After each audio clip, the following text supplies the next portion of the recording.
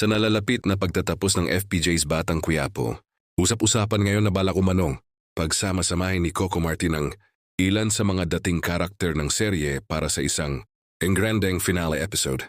Tinuayon sa mga kumakalat na haka-haka, nais daw ng aktor-direktor na bigyan ng makabuluhang pagbabalik ang mga karakter na minsang naging bahagi ng makulay at masalimuot na mundo ng Quiapo, mula sa mga unang kalaban ni Tanggol hanggang sa mga kaalyado niyang nasawi o nawala sa eksena.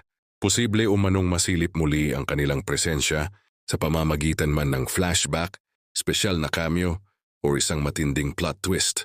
Layunin daw nitong ipakita ang kabuuang paglalakbay ng karakter ni Tanggol at kung paano hinubog ng bawat taong nakasalamuhan niya ang kanyang pagkatao. Hindi rin malayong maging emosyonal ang naturang episode, lalo na kung magbabalik ang ilang paboritong karakter na tumatak sa mga manonood. Marami ang umaasang magkakaroon ng closure, ang ilang bitin na kwento at relasyon na hindi nabigyang linaw sa kasagsagan ng serye. Matatanda ang sa huling 10 gabi ng FPJ's Batang Quiapo, mas pinaigting ang aksyon at drama, kaya naman inaasahang mas lalong magiging explosive ang pinakahuling yugto. Kung totoo man ang balitang reunion ng mga dating karakter, tiyak na magiging makasaysayan ito sa kasaysayan ng serye. Sa ngayon, wala pang opisyal na kumpirmasyon mula sa production team, ngunit patuloy ang spekulasyon online. Ang sigurado, hindi basta-basta magtatapos ang kwento ni Tanggol ng walang pasabog.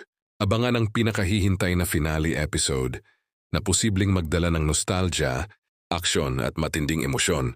Isang pagtatapos na babagay sa isang seryeng naging bahagi na ng gabi-gabing panonood ng maraming Pilipino.